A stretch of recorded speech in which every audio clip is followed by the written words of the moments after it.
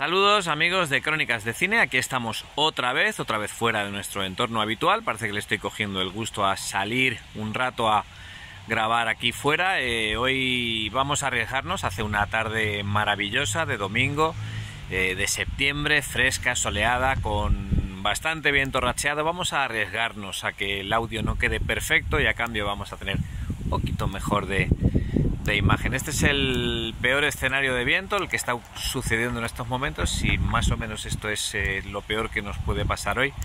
Vamos a salir un poquito a la calle. ¿Veis eso que tenéis ahí al fondo? Es la entrada principal de Kinépolis, el complejo de salas cinematográficas que se inauguró aquí en Pozuelo de Alarcón, hará 22 años más o menos, a principios de los años 2000, no recuerdo si a últimos de los años 90.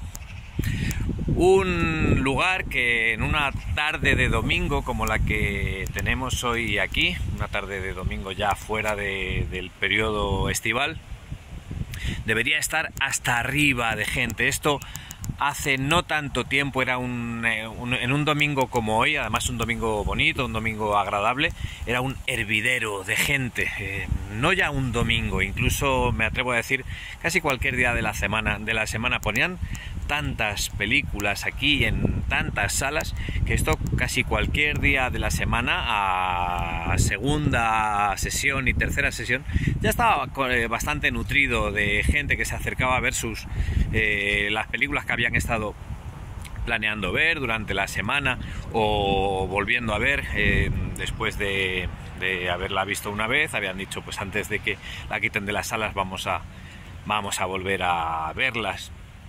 Pero ya digo, un domingo como este, esto solía estar hasta arriba de gente, y ahora, bueno, pues podéis ver que es que ni siquiera hay coches aparcados en la zona. Estaba por aquí, por cuestiones de trabajo, estaba dando una vuelta por aquí y, bueno, pues me he encontrado con este panorama, que es el que me encuentro habitualmente en un domingo como este. Hace ya mucho tiempo que hay gente, pero esto no es para nada lo que solía ser. Y bueno, grabando el otro día se me quedó en el tintero, no quise extenderme demasiado al respecto, pero sí esbocé que a las películas hay que acercarse sobre todo a las salas de cine, no tanto al cine en casa, sino a las salas, que es como hay que ver las películas, hay que ver las películas en sala.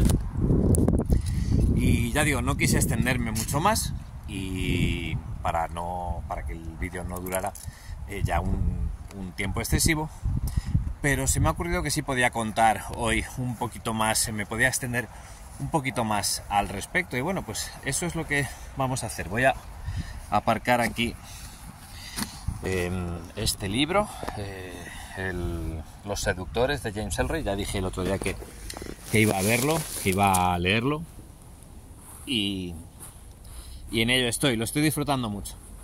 Bueno, pues ¿qué quería contar? A ver si podemos tener esto más o menos ahí. Vamos, el césped en primer término, pero bueno, nos vale. ¿Qué quería contar? Quería reflexionar al respecto de lo que supone para mí ver salas vacías o semivacías, sobre todo ver las salas vaciándose, en ese fenómeno que se ha venido desarrollando durante los últimos años de vaciado de las salas, especialmente desde los tiempos de pandemia, cuando ya las salas estuvieron a punto de desaparecer. Y me da mucha pena porque muchos de los momentos más felices de mi vida los he pasado dentro de una sala de cine, sobre todo en mis años de niñez y de juventud. Ir al cine con mi padre, con mis hermanos, era todo un ritual, un emocionantísimo ritual del que salía uno con las piernas temblando. Yo salía transformado de las salas. Y decía el otro día que no es para nada lo mismo, que no puede sustituir el cine en casa al cine en las salas, que hay que venir al cine, que hay que ver las películas al cine.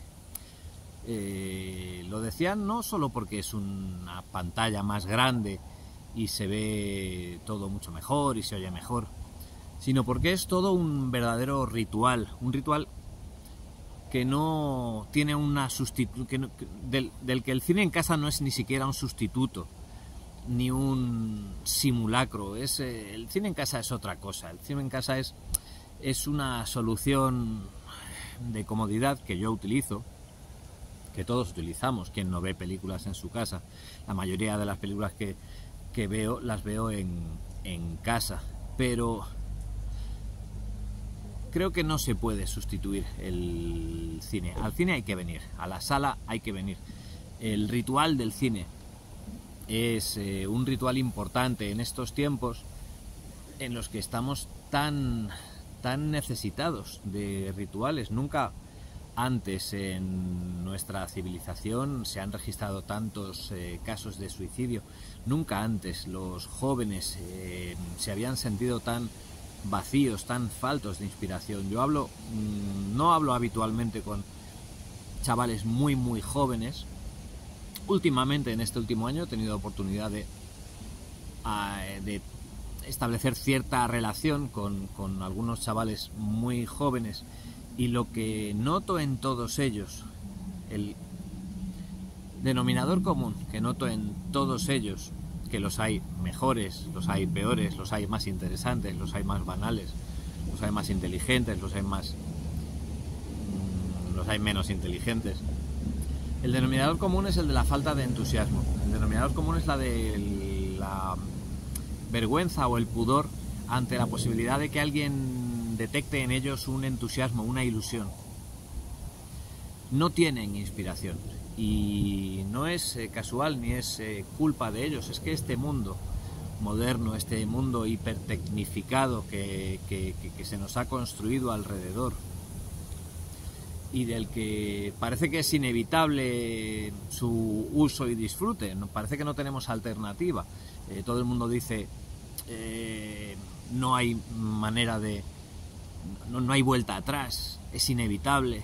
La inteligencia artificial está aquí para quedarse, es inevitable. Todo es inevitable, todo está aquí para quedarse. Nadie lo ha elegido, nadie sabe exactamente para qué lo necesitamos. Nadie sabe exactamente qué vacío nuestro ha venido a llenar. Nada de lo que se inventa y se nos vende como inevitable, pero todos lo damos por inevitable. Y en toda esa plétora de inventos y de contrainventos y de complementos y de aplicaciones y de contraaplicaciones y de actualizaciones, de todo ello no se destila más felicidad. No he notado más felicidad en nadie desde que tenemos acceso a WhatsApp, a Tinder, a Netflix, a Amazon. Vamos a hablar de cine, sobre todo. ¿En qué nos ha mejorado la vida poder ver 2 o 3 películas al día y un par de capítulos de series al día?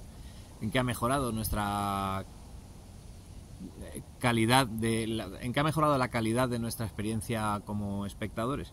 Yo noto a todo el mundo sobresaturado, noto a todo el mundo desencantado, noto a todo el mundo que quita la película 20 minutos después de verla, que deja la película por la mitad y ya la terminaré de ver. Veo que la gente no sabe qué película elegir, se sienta delante de la interfaz de Netflix, de Amazon, de lo que sea, se sienta allí, venga, vamos a ver una película. ¿Qué película? No lo sé, vamos a ver. Empieza a darle al mando, esta no, El Padrino no, Hit no, Capitán América no, Kramer contra Kramer no, Golpe en la Pequeña China no, hoy no me apetece, hoy no, y otra más, a ver si la siguiente es la película perfecta para hoy. La película perfecta para hoy no va a ocurrir porque tienes la mente repartida entre el cartelito de película que tienes delante y todas las posibilidades que todavía no se te han dado y que podrían ocurrir a continuación, pero no se van a dar, son una ilusión, de manera que van pasando películas y películas y películas y películas delante de tus ojos y no escoges ninguna, y cuando llevas 30, 40 minutos y has estado manejando, yo que sé, 200 títulos, ya no te va a apetecer ver ninguna, ya tu mente está cansada, tu mente está hiperestimulada. Y si te has empeñado en terminar viendo una película, pues esa película la vas a empezar a ver con la sensación de haber elegido mal, de haber empezado tarde a verla, me voy a dormir, mañana tengo que madrugar, esta tenía que haber empezado a ver a lo mejor, no esta, sino la primera que vi o la segunda que me sugirió el buscador. Así no se ve cine. Luego empieza la película, llega las notificaciones, el WhatsApp de tu jefe, los horarios de mañana, te levantas al baño, miras en Twitter a ver si alguien ha hecho like a tu último comentario. Esa es manera de ver una película, esa es manera de centrarte en una historia 2 horas, no te estoy pidiendo 4 días, 2 horas. Esa no es manera de tratar con respeto el material, no es manera de tratarte con respeto a ti mismo como receptor de ese material. Y por supuesto eso no puede sustituir a la experiencia cinematográfica, al ritual cinematográfico, ni siquiera cuando se hace bien, porque una película en casa hay que verla bien, hay que sentarse a verla sin distracciones, el teléfono hay que dejarlo muy lejos. De hecho, el teléfono, cuando entras en casa, el teléfono móvil, hay que dejarlo en la puerta donde dejas las llaves, hay que dejarlo silenciado con un zumbidito. Ahí se tiene que quedar, no tiene que estar presente en nuestras vidas. Nuestros niños no tienen que estar viendo 2, 3 teléfonos, no tienen que vernos siempre acompañados de nuestro teléfono. Esa es la peor lección que pueden recibir. Por supuesto, no hay ni que dejarles, por supuesto, manejar un teléfono móvil, un smartphone, por supuesto. Pero una película hay que verla sin distracciones, de una vez. Si tienes 2 horas para verla, ves la película. Si no tienes 2 horas para verla, no la veas. Haz otra cosa. Pero así es como se ve una película, pero ni siquiera viéndola en casa, ni siquiera en un proyector con una pantalla bien grande, incluso con una pantalla más grande que uno. Ni siquiera eso es el cine como ha de ser concebido, como ha de ser disfrutado, como ha de ser experimentado el cine. El cine, el ritual del cine, tiene que empezar cuando uno escoge la película mucho antes de sentarse a verla. Uno no escoge la película sentado ya en la sala. Eso no está bien, no es como se hace. Uno escoge la película y decide cuándo va a ir a verla, qué día va a ir a verla. Mira las salas y dice, vale, la ponen en esta sala, pues a esta sala quiero ir y quiero ir este día y a esta hora. Entonces escoges el día, escoges el lugar, escoges el momento. Cuando llega ese día, cuando llega ese momento, uno se viste para la ocasión, uno se ducha, se prepara, se ha levantado por la mañana diciendo esta tarde voy a ir al cine, se ducha, va al trabajo, cuando vuelve del trabajo come algo rápido o lo que sea, se prepara a hacer sus últimos preparativos antes de ducharse y volver a salir limpito, a gusto a la sala. Se presenta en el lugar y en el momento apropiado, paga su entrada, se mete en la sala. Entonces ocurre una cosa, cuando uno se sienta dentro de la sala y las luces se apagan, y de repente la pantalla se ilumina, una pantalla más grande que uno, se inicia una comunicación en el que la pantalla es el gran emisor y tú eres el receptor, una pantalla grande y un receptor pequeñito, casi negado a sí mismo. No es una comunicación unilateral de la pantalla a ti, la pantalla te lanza cosas, pero tú te comunicas de alguna manera con la pantalla. Lo importante es que tú no eres lo importante está ahí en la pantalla, el protagonista es la pantalla, tú te reduces a la mínima expresión, tú solo eres el receptor. como tal también te comunicas con la pantalla y con el autor de la película, pero el grande ahí es la pantalla, tú eres un ser pequeñito. Luego la película termina, las luces se apagan, la pantalla se apaga, la sala se queda en negro, las luces se encienden y uno vuelve a la calle. Cuando sale a la calle, esa sensación cuando ha visto una buena película de salir a la calle y volver otra vez al mundo real. Llega al mundo real transformado, se ha convertido en otra cosa. Ya no es el mismo que entró en la sala, ha salido transformado. Eso es el ritual cinematográfico, eso es como se concibieron las películas, así es como nacieron las películas. Las películas nacieron para ser proyectadas de esa manera, para ser experimentadas de esa manera. Es así como ejercen una acción real sobre uno, y es así como uno recuerda toda la vida las condiciones en las que vio tal película y en qué sala la vio, qué día la vio y con quién la vio. Pero normalmente las condiciones en las cuales uno ve las películas en casa no son suficientemente memorables como para que uno las retenga.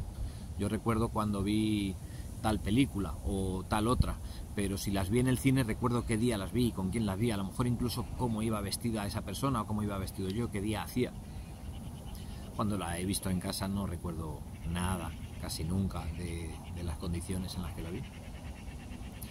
Y eso es porque el ritual cinematográfico ejerce un poder sobre nosotros, un poder real, que no sustituye para nada el cine en casa. Logísticamente puede ser bastante cómodo, yo lo uso mucho, ya digo, pero no es para nada así. Y bueno, quería recordarlo aquí en esta plaza que fue tan significativamente cinematográfica hace no tanto tiempo y que ahora está básicamente desierta. Esto hace unos años era un hervidero de familias que salían del Vips, que salían del McDonald's, que salían del Burger King, que salían de todos los sitios e iban a comer, se reunían y luego iban a la película, o al revés, iban a la película y luego comían, comentaban la película. Así he visto aquí tantas y tantas y tantas. He visto la trilogía del Señor de los Anillos, luego cuando estrenaban las versiones extendidas también las hemos visto aquí, tantas y tantas y tantas películas. Es un generador de recuerdos. Recuerdo perfectamente mis primeras películas cuando iba al cine con mi padre y mis hermanos. Superman es uno de mis primeros recuerdos cinematográficos. Recuerdo cómo entramos a la sala. Bueno, no recuerdo apenas nada de eso porque yo era muy pequeño, pero sí recuerdo que nunca había visto tanta gente bajo una marquesina de cine. Recuerdo que entramos al cine, pero la sesión todavía no había terminado y estábamos esperando en el hall, en la entrada del cine, y yo me asomé, me metí un momentito a la sala y descorrí los mantones de terciopelo y vi un plano que no entendía en absoluto, que era el que Superman está sustituyendo una vía del tren que le está pasando por encima para que el tren no descarrile y se caiga. Y yo vi solamente ese plano descontextualizado y no entendí lo que estaba viendo. Y rápidamente mi padre cerró y dijo, venga, luego la vemos. Y ese es uno de mis primeros recuerdos. Creo que es mi más antiguo recuerdo cinematográfico. Recuerdo tantas veces que mi padre nos llevó al cine a ver Tron, a ver Cristal Oscuro, a ver Dentro del Laberinto, a ver La Guerra de las Galaxias, El Imperio Contraataca. El Retorno del Jedi la fuimos a ver un grupo de amiguitos, niños todavía, pero amiguitos. Ya fuimos sin los padres. Superman 2 también fuimos con mi padre a verla. Todos esos recuerdos son preciosos, son bellos, son tan preciados para mí como lo eran para aquellos androides que atesoraban sus fotografías, porque en esas fotografías estaba su anclaje con el mundo y con la existencia, con la pura existencia.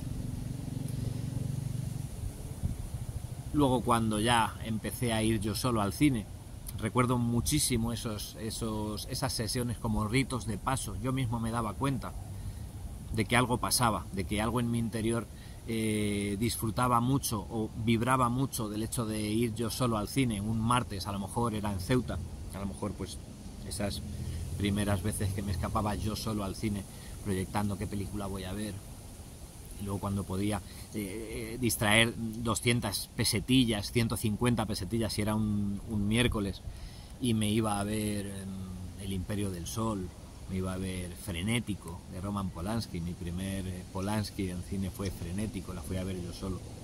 Muy poquito tiempo después ya nos mudamos a Madrid, empecé a ir a Madrid al cine de otra manera, con amigos.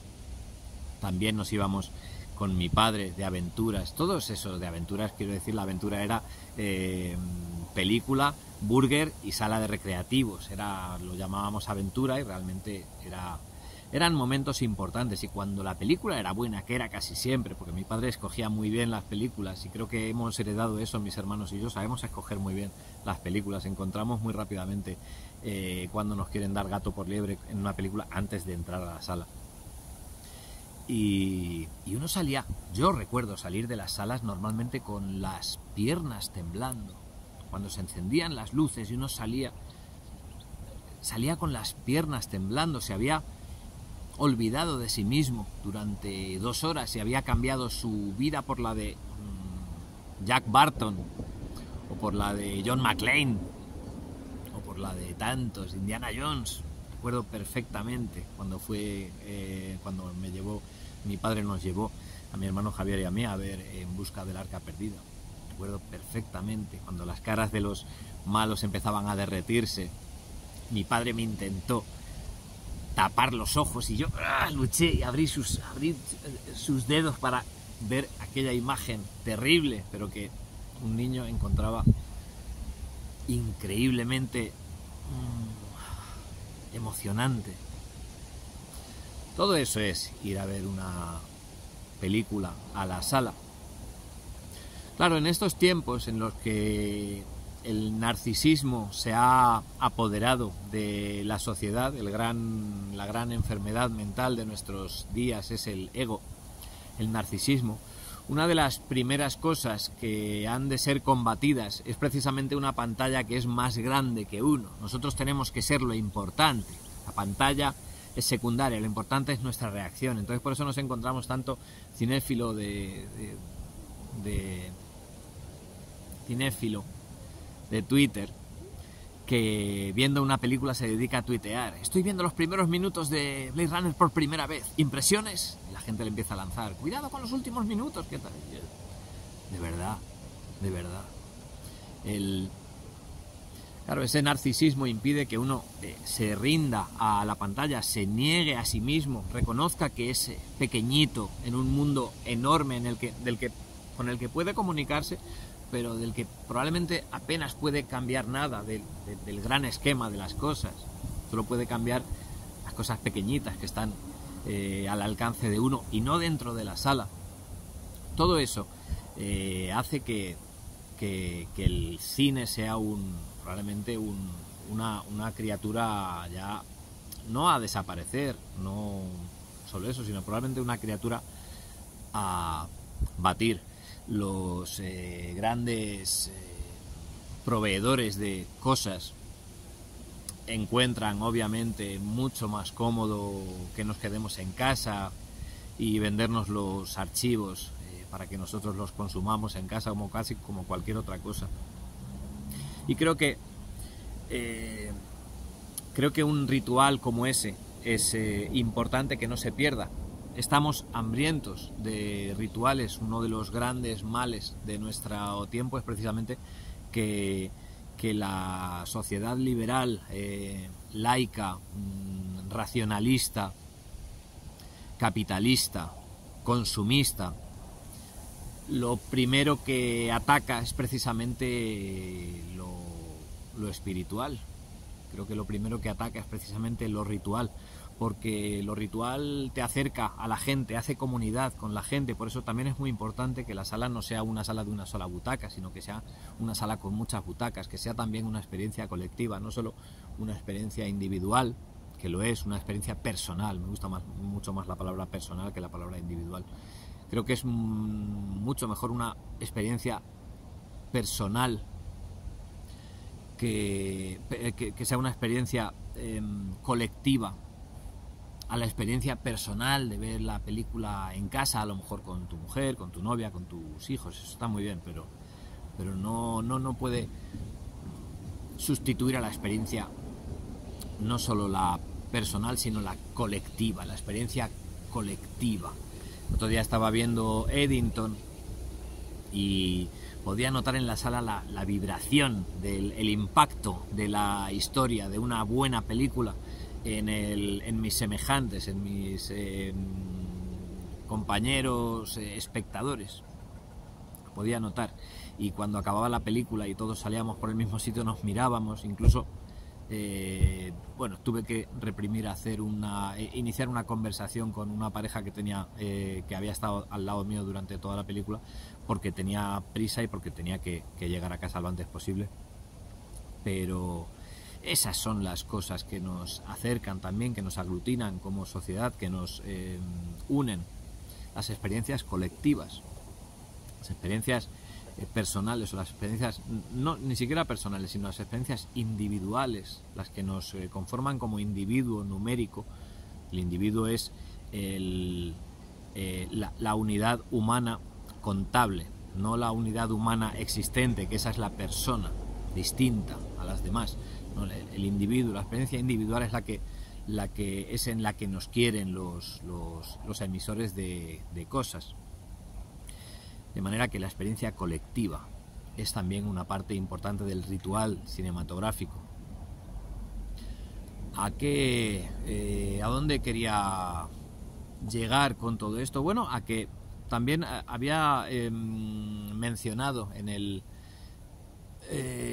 vídeo sobre Eddington un poquito a Johan Huizinga y su Homo Ludens, en el cual definía que las características de los rituales que encontramos divertidos, precisamente porque son rituales que nos acercan a lo vertical, a lo sagrado, que nos separan de lo horizontal, de lo mundano. Una de esas características es precisamente que suceden en un círculo mágico, en un espacio separado, donde no transcurre la vida real, donde no rigen las reglas del mundo real, sino las reglas del círculo mágico. Ese es el cine también. Estoy seguro de que Huizinga diría, no, esto no se ajusta, porque es verdad que hay otras muchas características que no computan en el cine, como por ejemplo la indumentaria distintiva. Para Johan Huizinga, un buen juego verdadero, sagrado, cuenta con una indumentaria distintiva, como en el fútbol, como en la guerra, como en la justicia, esos pelucones, esas togas. Y es verdad, creo que en la experiencia cinematográfica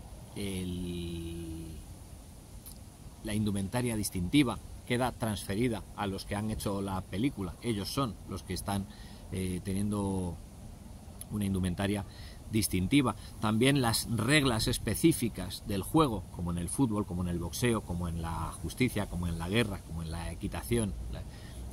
Esas reglas también las define, cuando estamos en una película, las define el director de la película.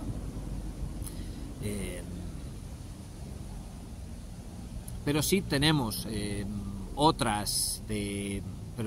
esas otras características que hacen de la experiencia cinematográfica una experiencia sagrada y divertida, como lo es el hecho de que tiene un principio y un fin, está acotada en el tiempo, en el cual las reglas del mundo no computan dentro de la sala de cine.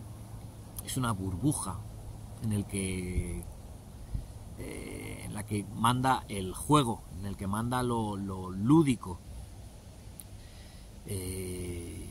Una burbuja en la que, cuando empiezan a darse todas las características y todo está funcionando bien y la película es una buena película, es una verdadera película, las reglas de la película son las que están computando, y esas dan orden al universo y dan orden y sentido y conforman, hacen civilización, hacen cultura, hacen pueblo. y hacen personas también.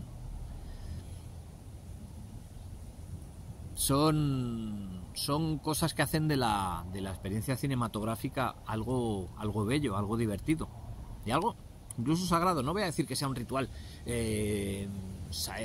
religioso, que no lo es, no se trata de eso, es un ritual doméstico, pero es un ritual doméstico como el ritual doméstico de los umbrales o como el ritual del paso de la niñez a la juventud, a la adultez. Son rituales domésticos que son importantes, son los que de alguna manera conforman incluso nuestras vidas. De hecho, yo que amo el cine y que siempre he tenido esa debilidad, siempre he sentido con mucha facilidad no con facilidad, era inevitable, con inevitabilidad he sentido ese salir con las piernas temblando, salir transformado de una película. No han sido 2 horas de que alguien me cuente una historia bien hecha con esas avionetas, con esas explosiones y esos personajes tan divertidos. No. Ha sido otra cosa, ha sido una cosa mucho más grande. Y sobre todo mucho más grande que uno, que probablemente esa es el gran impedimento del cine en nuestra época, que la pantalla es demasiado grande para el ego de las personas, y eso hace de el espectador actual un espectador de sí mismo, no de la película, y eso hace de nosotros seres aislados que no comparten película, sino que cada uno se está mirando a sí mismo, y eso no puede ser. De manera que tengo que recordar, y ya vamos a ir terminando, recordar la última de las grandes reglas de Johan Huizinga, que trazó para los juegos, para un buen juego sagrado, y es el hecho de que no cuenta para el mundo real, no es importante para el mundo real. Cuando uno sale de una película, lo mismo que cuando uno sale de un juego, de un partido de fútbol, de una carrera de caballos o de coches o lo que sea, sigue siendo el mismo, sigue teniendo el mismo sueldo, sigue teniendo el mismo rey, el mismo presidente, el mismo trabajo, los mismos hijos. No es importante el juego para la vida mundana. Es el juego del mismo modo que una película.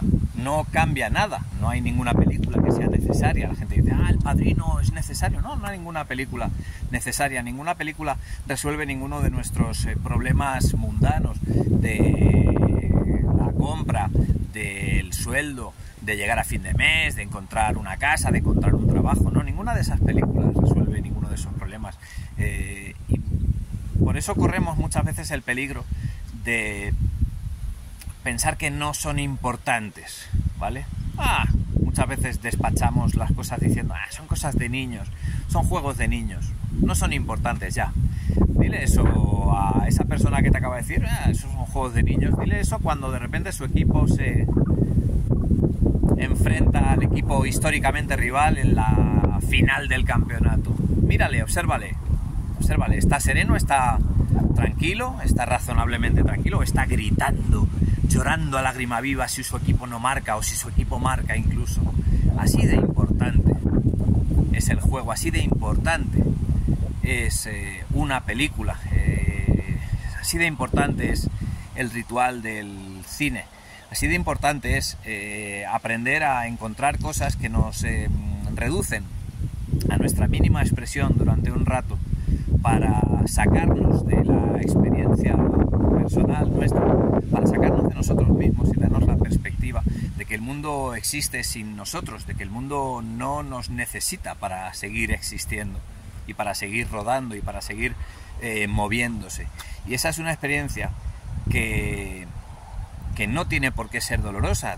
Claro, para los tiempos en los tiempos del ego, por supuesto que es una experiencia muy dolorosa saber que el mundo no te necesita, saber que el mundo, cuando te acabes tú, no te va a necesitar, no va a acabarse porque te acabes tú.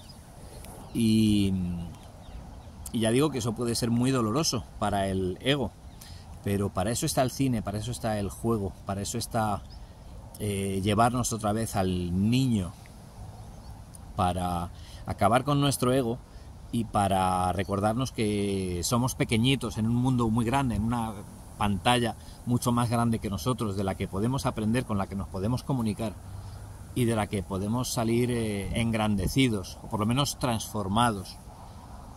Así que menos cine en casa, menos masturbación casera, pequeñita, simulada, menos simulacro. Vamos a la experiencia real, un poquito. Lo agradecemos todos. Da un poco de perecilla cuando lo está uno pensando, lo planea y dice, ¿para qué me voy a ir yo ahora al centro de Madrid a ver cuando la tengo en casa? Da un poco de perecilla, pero cuando vuelves a las salas, cuando vuelves a los ruedos, te das cuenta de que no debiste alejarte tanto, porque ahí está la verdadera liga, ahí está el verdadero juego, ahí está la verdadera experiencia. En la sala, en el cine, en la pantalla que es más grande que uno, que se lo come a uno, en la sala que se queda a oscuras y te convierte en un ser pequeñito, en un mundo enorme, y te hace disfrutar de ello, descansar de ti durante un rato. Eso tiene que ser muy, muy saludable para todos nosotros, descansar de nosotros mismos durante un ratito. Luego se apaga la pantalla, se queda la sala oscura durante un segundo, sales de allí, sales al mundo real y respiras de otra manera, porque comprendes que el mundo es más grande que tú, que no se requiere de ti que cambies el mundo, que sí se requiere de ti que hagas tu mundo a tu alrededor, en tus pequeñas posibilidades, que crees tu mundo. No deja de salvar Gaza, deja de salvar Palestina. Salva tu pequeño mundo, con eso es suficiente. Si todos hacemos todo eso, todas las Palestinas y todas las Gazas habrán sido salvadas, cada una de ellas, por su verdadero habitante. Habita tu vida, no habites la vida de las noticias de la tele. Habita tus causas, no habites las causas que te vende algún desaprensivo para conseguir de ti tus impuestos o tus votos o si es que los votos sirven para algo. Vuelve a la sala, hay que llenar las salas. Vuelve a admitir que eres pequeño y que la vida es mucho más grande.